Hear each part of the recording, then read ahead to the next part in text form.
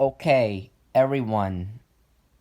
I really hate it when kids mess with fire alarms in schools. The reason why I hate it when kids mess with fire alarms in schools is because that puts students and staff at risk. I really hate it when kids mess with fire alarms in schools.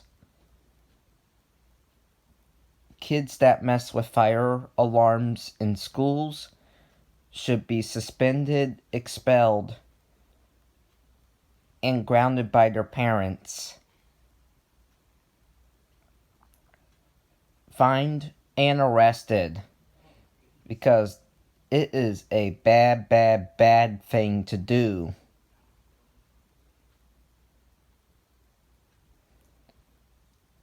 It is against the law to mess with fire alarms in public buildings because these are very serious devices that save people's lives.